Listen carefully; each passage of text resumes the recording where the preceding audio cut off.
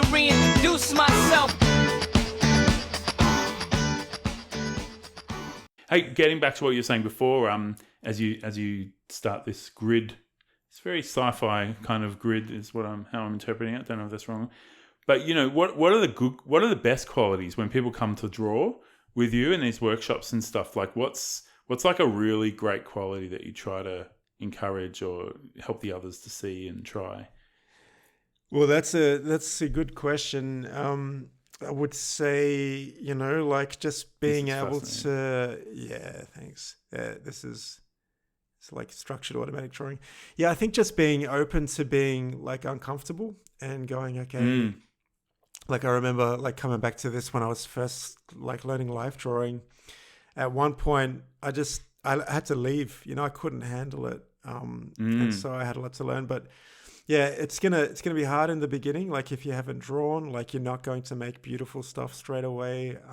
And so people that are just willing to just put in the time, and be okay with being like in this sort of like a drawing doesn't look great straight away. Like usually, it's like you have to build it up and it takes time and stuff. So it's like willingness to be in this, this like this state of things not being finished and just people that are just able to just relax, and go, okay, like, and enjoy it, enjoy the process itself, not like the aim, like if you just want to make a nice looking drawing, then it's like going to the gym and I just want to get the beach body, that's a good aim, but like really you have to enjoy like the lifting of the weights or like the running itself or whatever. So like there's a lot of people, they're going to hit the gym for the bench for the chest and shoulders, but they're not going to do the back and the pull-ups and the squats.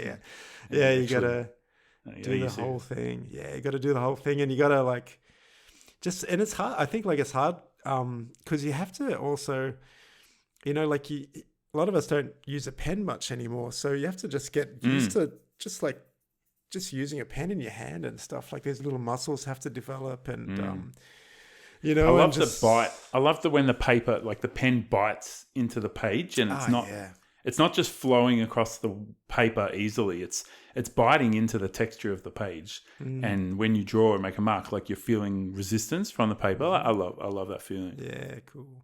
Yeah, like this, and I have like different papers, pads and stuff, and they all like have.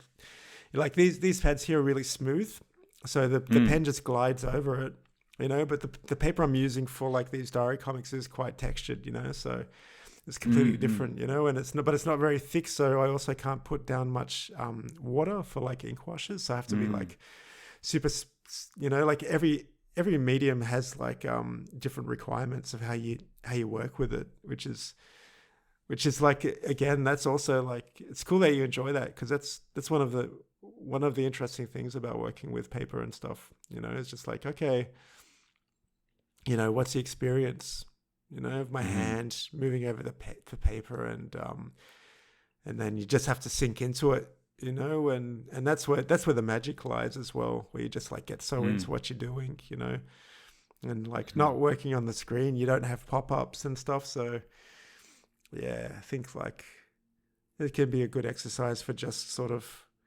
training your ability to not be distracted. Yeah. That grid, like as I was watching it, I was really enjoying the rules. Like you're playing with a limited palette and you're free drawing, but actually you've got a really contained little structure of what your rules are.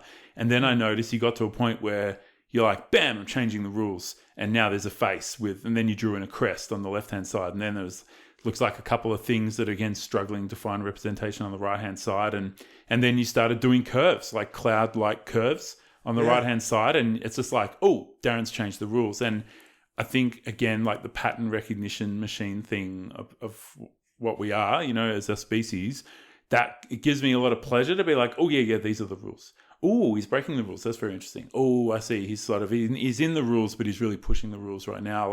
Like these are what I think how my brain's lighting up to kind of enjoy this. And then the fact that it's so clear when you've changed the rules, That's like a really interesting feeling watching these drawings. Yeah, cool.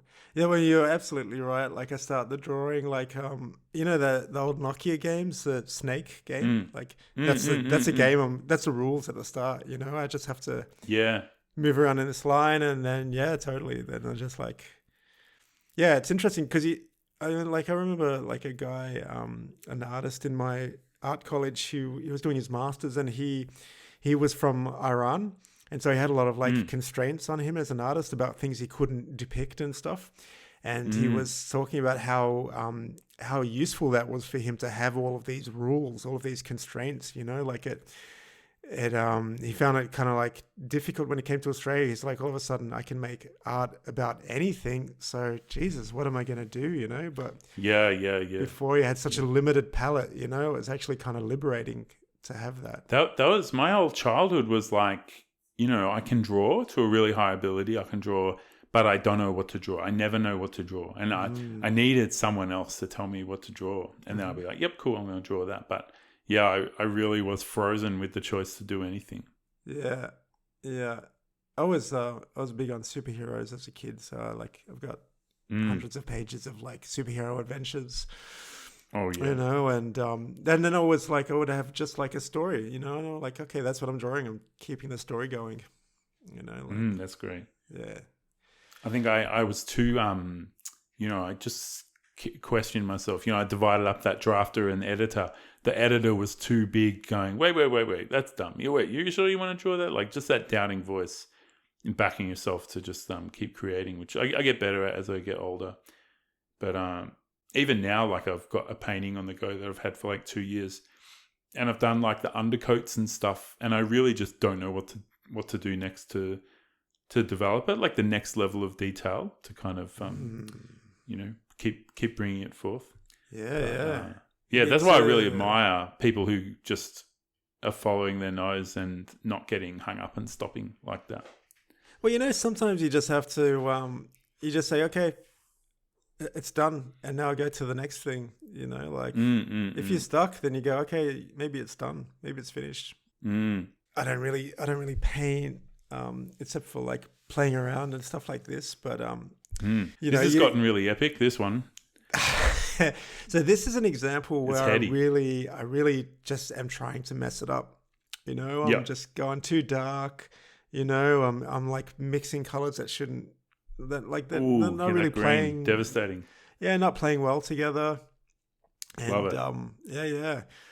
So but it could turn it into like a little cosmos or something. Yeah, it's again. So like this is now. There's like that corner is just too muddy. It's like, okay, I've messed that up. So it doesn't matter. But now here, yeah. That's very interesting, man. Watching it just react and just do stuff. Yeah, I love it. And this is something like you don't need any skill to do this sort of stuff. You can just, like anyone.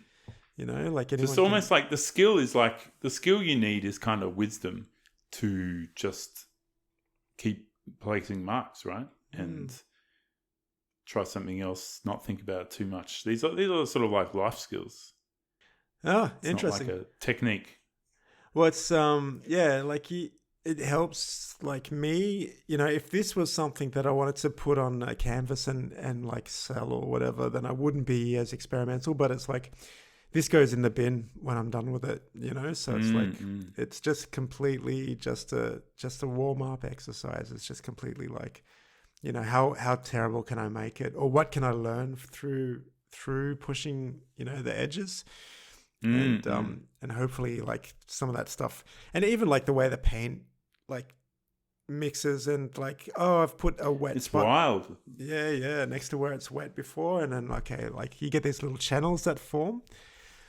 Super interesting, man. The way that runs through and bleeds through, like the way that green pushed along the left hand side down the bottom there, that's really fascinating. Yeah. But and then sometimes like you go, okay, this could be like something that could be developed further. But I think this one is just like, it didn't look any good when it dried, and I guess I might have just chucked it out, or I don't know what. But I think watching the movement of it get created, like watching the colors move within the water and the medium is That's where a lot of the joy is from watching it happen, I reckon. Yeah. Understand!